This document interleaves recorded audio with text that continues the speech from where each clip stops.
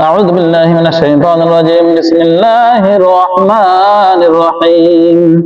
ويا قوم ما لي أدعوكم إلى النجاة وتدعونني إلى النار تدعونني لأكفر بالله وأشرك به ما ليس لي به علم وأن أدعوكم إلى العزيز الغفار. لا جرم أن ما تدعونني إليه ليس له دعوة في الدنيا ولا في الآخرة وأن مردنا إلى الله وأن المسرفين هم أصحاب النار. فستذكرون ما أقول لكم وأفوض أمري إلى الله إن الله بصير بالعباد. فوقاه الله سيئات ما مكروا وحاق بآل فرعون سوء العذاب. النار يعرضون عليها غدوا وعشيا ويوم تقوم الساعة أدخلوا آل فرعون أشد العذاب.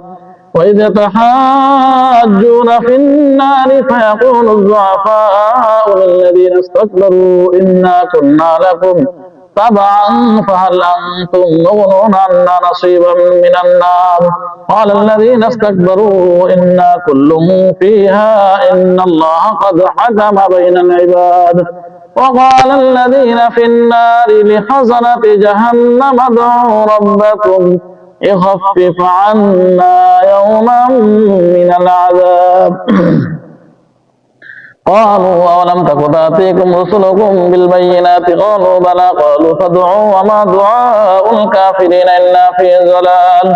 إنا لننصر رسلنا والذين آمنوا في الحياة الدنيا ويوم يقوم الأشهاد يوم لا ينفع الظالمين معذرتهم ولهم اللعنة ولهم سوء الدار. ولقد آتينا موسى الهدى وأورثنا بني إسرائيل الكتاب هدى وذكرى لأولي الألباب.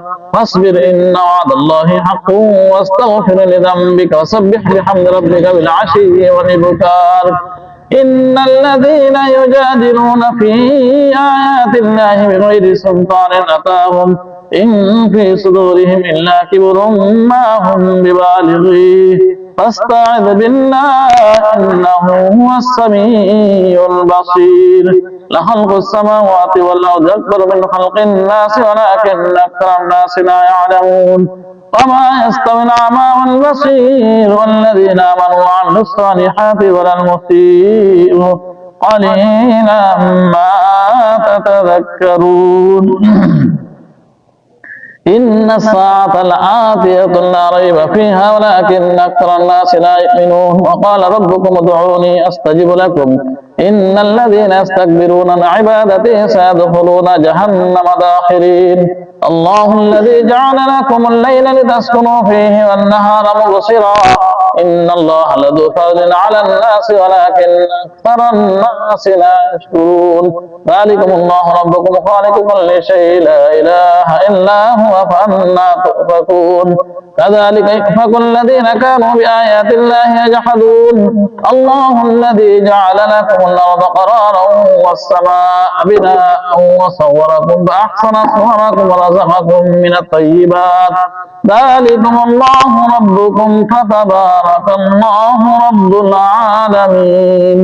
هو الحي لا إله إلا هو فادعوه مخلصين له الدين الحمد لله رب العالمين.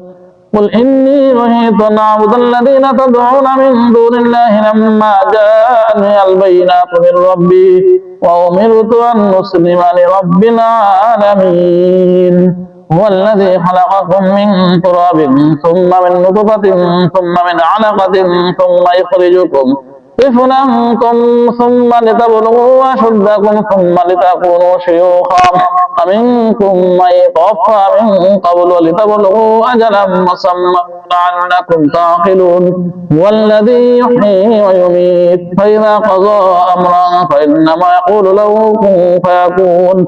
ألم تر إلى الذين يجادلون في آيات الله أنى يصرفون الذين كذبوا بالكتاب وبما أرسلنا به رسلنا فسوف يعلمون. إذ الأغلال في أعناقهم والسلاسل يسحبون في الحميم ثم في النار يسجرون. ثم قيل لهم أينما كنتم تشركون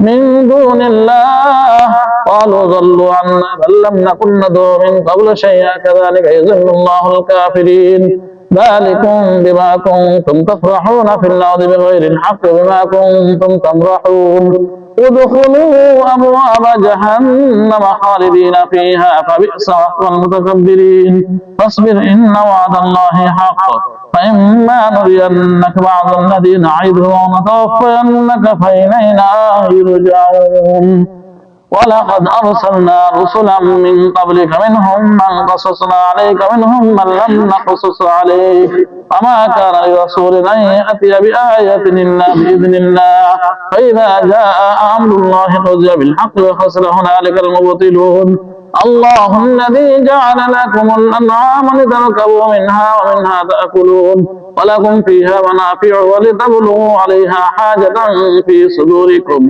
وعليها وعلى الفلك تحملون ويريكم آياته فأي آيات الله تنكرون أفلم يسيروا في الأرض فينظروا كيف كان عاقبة الذين من قبلهم كانوا أكثر منهم قوة